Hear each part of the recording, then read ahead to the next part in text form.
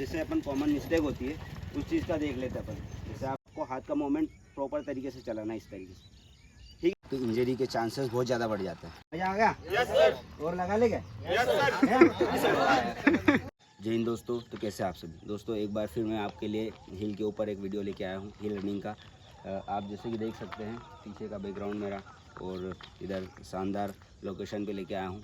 इस वीडियो में जैसे कि आप अगर किसी भी फील्ड की तैयारी कर रहे हो, अब चाहे 800 मीटर, 1600 मीटर, या फिर आप स्प्रिंटर भी हैं, तो आपके लिए हिल वर्कआउट बहुत ज़्यादा बेनिफिशियल होता है। आपको हिल वर्कआउट कम से कम आपको वीक में एक बार तो करना ही चाहिए। इसके फ़ायदे भी बहुत सारे हैं। जैसे आप हिल रनिंग करते हैं तो आपका एक स्टेमिना, एक स्ट्रेंथ बिल्ड होती है आपकी रनिंग के इम्प्रूवमेंट के लिए, और स्टेमिना मजबूत होता है। आप और अगर आप वेट आपका अगर ज़्यादा है तब भी आपको हिल रनिंग करनी चाहिए वेट लॉस के लिए। तो इस वीडियो में आगे और भी मैं आपको बताता रहूँगा कि आपको किस तरीके से करना है, कितने रेपिटेशन लगाना है। अगर आप 1600 मीटर की तैयारी कर रहे हैं, जैसे 1600 मीटर की आप तैयारी कर रहे हैं, तो एक स्ट्रेंथ और स्टेमिना दोनों होना आपके पास में, क्योंकि एक पेस से आपको दौड़ना रहता है। तो जब आप लास्ट में खींच नहीं पाते, जब आपके लास्ट में पैर भर जाते हैं, हाथ नहीं चल पाते हैं, तब आपको ये जब हिल वर्कआउट आप करते हो वो वहाँ पे आपको फ़ायदा दे जाती है, और आप एक अच्छे से वहाँ पर फिनिशिंग मार पाते हो। वैसे ही आपको अगर 800 मीटर की तैयारी कर रहे हैं तब भी आपको एक लास्ट में एक बेहतरीन फिनिशर का रोल निभाने में बहुत ज़्यादा हेल्प करता है। तो आपको हिल रनिंग करना ही चाहिए। अगर आप एथलीट हैं तो आपको हिल रनिंग कंपलसरी करना चाहिए।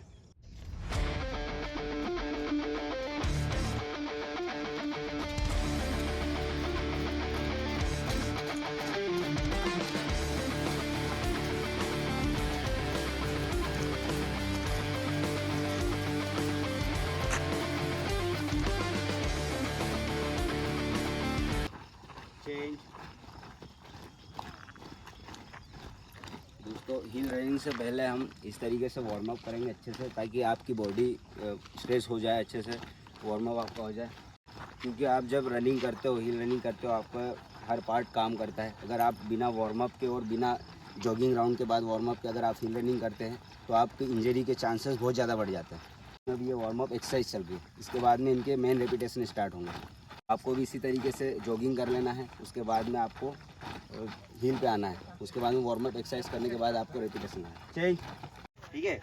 सबसे पहले तो अपन क्या कुछ जैसे अपन कॉमन मिस्टेक होती है उस चीज़ का देख लेते हैं अपन। जैसे आप हिल रनिंग करते हैं या फिर दौड़ते हैं तो किस तरीके से आपको दौड़ना चाहिए, या फिर कैसा आपका हाथ का मूवमेंट कैसा होना चाहिए, बॉडी का पोस्चर किस तरीके से रखना है आपने, ये चीज़ भी मैटर करती है। क्योंकि आप जैसे अगर अपन फिलहाल में अपन क्या 800 मीटर की तैयारी करें, ठीक है, तो 800 मीटर में जब लास्ट का एफर्ट अपन लगाते हैं तो आपको पता है कि अपने हाथ नहीं काम करते हैं या फिर थाई भर जाती है।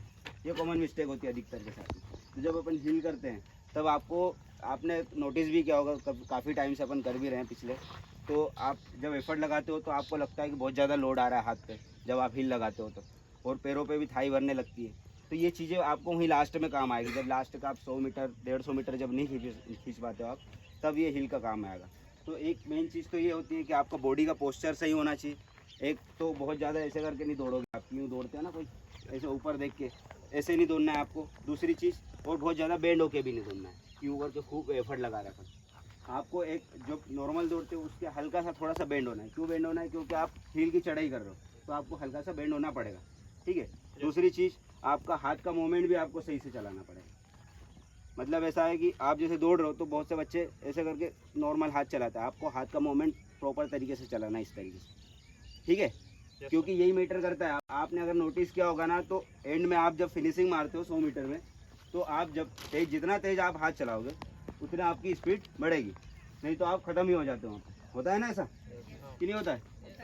तो इसीलिए आपको आपका हाथ का मूवमेंट भी सही रखना है, और हाथ के मूवमेंट का आपको तेज़ चलाने की कोशिश करना है। तेज़ चलाओगे तो ऑटोमेटिक आपकी स्पीड बढ़ेगी, ठीक है। तीसरी चीज़, आपकी थोड़ा सा एफर्ट लगाते हो यहाँ से, जैसे आप मैं जैसे यहाँ से गो बोलूँगा आपको, तो आपको क्या करना है कि एकदम से आपको स्पीड नहीं बढ़ाना है, ठीक है। एकदम से स्पीड नहीं बढ़ाना है आपको, धीरे से फिर आपकी स्पीड को बढ़ाना है, फिर उसको मेंटेन करके दौड़ना है आपको। ऐसा नहीं कि बहुत ज़्यादा खींच दिया फिर आप एंडिंग तक जाते जाते उससे पहले ही रुक रहे हो, ऐसा भी नहीं करना है आपको, ठीक है ना। तो एक ये चीज़ का भी ध्यान रखना। फिर आप जब वापस जॉगिंग करते हो, वापस उतरोगे, हिल से वापस उतरोगे, तब आपको स्पीड में नहीं आना है।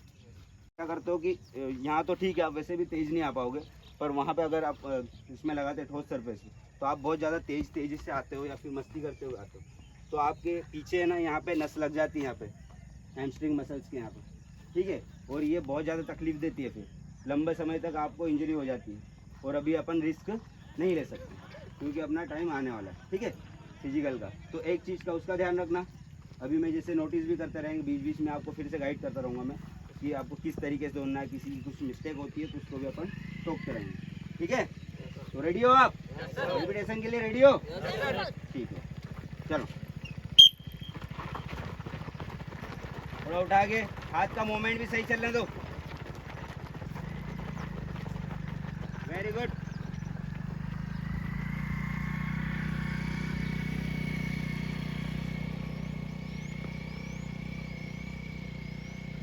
एक यहाँ से ले लीजिए।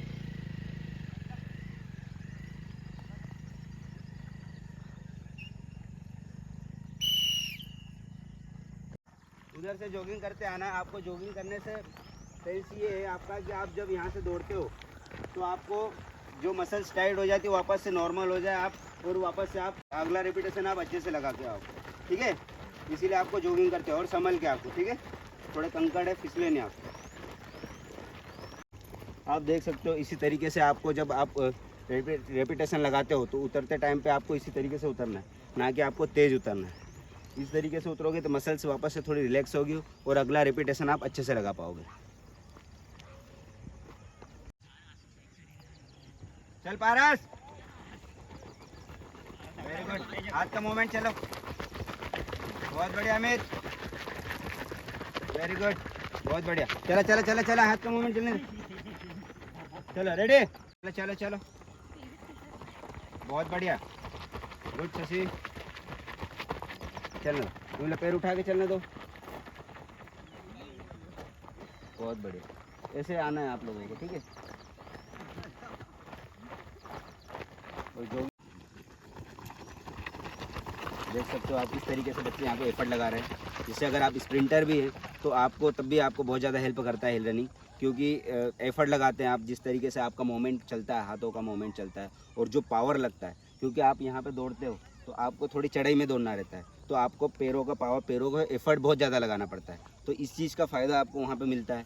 जब आप एफर्ट लगाते हो, दौड़ते हो, तेज़ी से आप दौड़ते हो, तो जितना फोर्स आप ज़मीन पर लगाओगे उतनी ज़्यादा से आपकी स्ट्राइड की लेंथ बढ़ेगी। स्ट्राइड लौटते हो या फिर आप बोल सकते हो कि कदम, आपके कदम की लेंथ भी बढ़ेगी, तो उसका भी आपको फ़ायदा है। जैसे आप 1600 मीटर तक की तैयारी कर रहे हैं तो आपको पता है कि आपको एक पेस में दौड़ना चाहिए और एक लंबे कदम लेके दौड़ना चाहिए, तो उसमें आपको बहुत ज़्यादा फ़ायदा मिलेगा अगर आप हिल रनिंग करते हैं।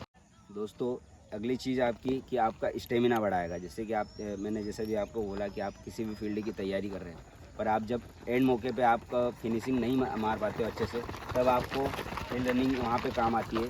जब आपको लगता है कि मैं फिनिशिंग नहीं कर सकता हूँ या फिर उस टाइम पे लगता है कि गिव अप करने वाला हूँ, तब आपको लगता है। और एक परफेक्ट फिनिशिंग और बहुत बेहतरीन फिनिशिंग के लिए आपको हिल रनिंग बहुत ज़्यादा ज़रूरी होती है। दोस्तों इसी तरीके से अगर आप 1600 मीटर की तैयारी कर रहे हैं तो आपको 120 या 160 मीटर के रिपीटेशन लगाने हैं, कम से कम आपको 6 से 7 रेप लगाने हैं। और अगर आप 800 मीटर की तैयारी कर रहे हैं तब भी आपको 100 से 120 के रेपिटेशन लगाने हैं, कम से कम 8 से 10 आपको रेपिटेशन लगाने चाहिए। और कभी आप स्प्रिंटर हैं, 100 मीटर 200 मीटर की तैयारी कर रहे हैं तो आप 80 मीटर 100 मीटर तक के स्प्रिंट लगा सकते हैं यहाँ पे रेपिटेशन, और आपको एफर्ट लगाना है अच्छे से, तो ये आपको बहुत ज़्यादा फ़ायदा देगा वहाँ पे। चल चल चल चल चल दार में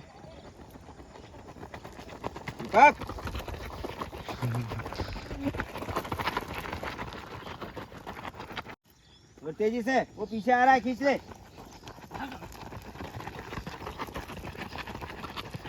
चलो खींच ले। दोस्तों ये तो आपके रनिंग के, हिल रनिंग के फ़ायदे हो गए। अब कुछ नुकसान भी, अगर आप नुकसान तो कुछ नहीं है, पर जैसे हफ्ते में 2 से 3 बार भी आप हिल रनिंग आ रहे हो या फिर 1-2 दिन छोड़ के हिल रनिंग कर रहे हो तो उसके आपको नुकसान भी हो सकते हैं। नुकसान मतलब ये हो सकता है आपको कि आपके जॉइंट में पेन हो सकता है, आपके एंकल में, आपके नी में, इन चीज़ों में आपको इंजरी हो सकती है। इंजरी के चांसेस बढ़ जाते हैं, आपको सीन पेन जैसी समस्या हो सकती है।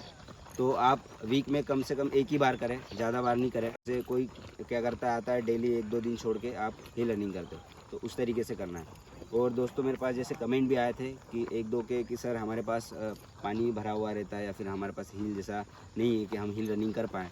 जैसे आपके पास अगर ऐसा हील का नहीं हो तो आपको एक साइड में आप वीडियो देख सकते हैं। इस तरीके से आपको आपका एक पार्टनर देखना है, आपको कमर में आपको रस्सी रखना है कमर के ज़्यादा ऊपर भी नहीं रखना है, नीचे रखना है, कंफर्टेबल लगे उस हिसाब से आपको रखना है। पीछे से आपको एक बंदा आपको आप दौड़ोगे, आपको पीछे से खींचने की कोशिश करेगा, बहुत ज़्यादा नहीं खींचना है, आपको एफर्ट लगाना है, तो वो खींचेगा। तब भी आपको हील रनिंग जो अगर आपके पास हील नहीं है राइट साइड में, तो आप इस तरीके से, जैसे आप साइड में वीडियो देख रहे हैं, इस तरीके से आप कर सकते हो, तो ये भी आपकी हील रनिंग का काम कर जाएगा। दोस्तों जैसा कि उनका 120 मीटर का रिपीटेशन कंप्लीट हो गया था, अब इनका चल रहा है 60 से 70 मीटर का रिपीटेशन चल रहा है, जो कि सीधी चढ़ाई है, यहाँ पे बहुत ज़्यादा एफर्ट लगाना पड़ता है। चलो आ जाओ, चलो चलो चलो चलो उठाओ दीपमाला, बहुत बढ़िया, एंड तक खींचना।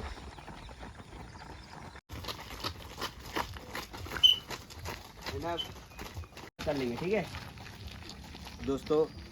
जैसे हिल रनिंग के बाद में आपको इसी तरीके से प्रॉपर कूल डाउन करना है, कूल डाउन, और उसके बाद में फिर स्ट्रेचिंग करना है। कूल डाउन और स्ट्रेचिंग आपके वर्कआउट से भी बहुत ज़्यादा ज़रूरी होता है, उससे कहीं ज़्यादा ज़रूरी होता है।